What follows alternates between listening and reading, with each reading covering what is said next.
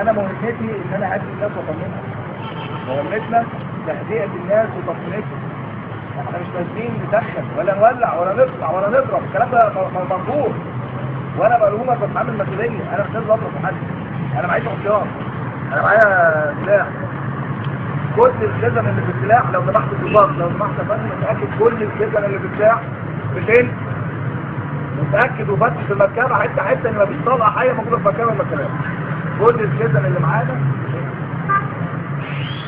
وانا طلبت الدكتور، انا عايز بس اللي قدامي يقف يسمعني. لما بيسمع طلقه السنج طالعه بيقف، انا عايز يقف يسمعني ويبقى في لغه فرق بينه وبينه وحد القصه. انا عايز افهم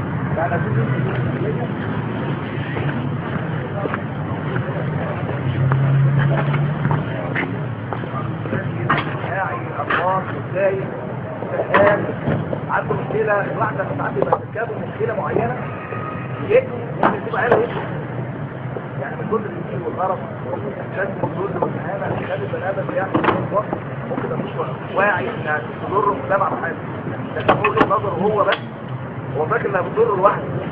يعني البني آدم الغضبان ده فاكر غضبه لنفسه بس، لكن لما انا غضبان وانت غضبان وده غضبان وده غضبان ونحن كلنا، انا مش واعيين برضه ان في مجتمع حوالينا وفي بلد خطر محدش بقى.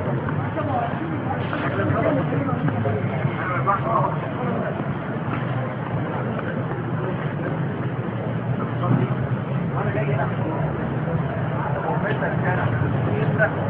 تحقيق المتظاهرين اللي عايزين يوصلوا بلاد تحقيق عايز يطلع صوت في اراضي سياسيه، احنا مالناش دعوه بالناس، احنا ناس حماة الوطن فقط لا غير.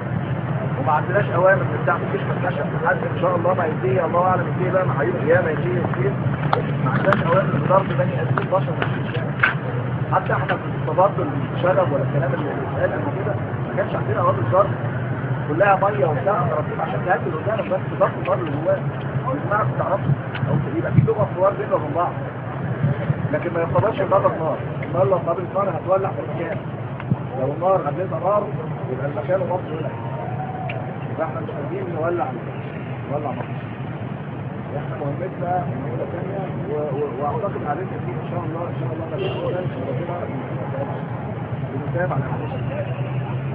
والرسول قال ان احنا في رباط الايام، مش احنا في رباط الايام، لكن ما حدش قال ان احنا في حرب اهليه مع حدش بنحاربها اهليه ولا اهلينا هي كده. احنا اخويا بنتلاتة اخويا مش اخويا النفسي ولا اخويا الفكري، لا اخويا في محمد عبد العزيز انا بتاعي اخويا بنتلاتة. انا ما اروحش مع رقم مرات اخويا هينفع اروح اضربه؟ طب هي نفسه قريبنا برضه ممكن ما تعرفوش، ما تعرفش مين هيجيب لك دلوقتي الاسلام غضبان وعنده فكر وعايز يفهم. في ناس نازله التحليل عايزه تفهم ايه اللي بيحصل، في ناس مش فاهمه، في ناس نازله مش فاهمه عايزين يعرفوا ايه اللي بيحصل.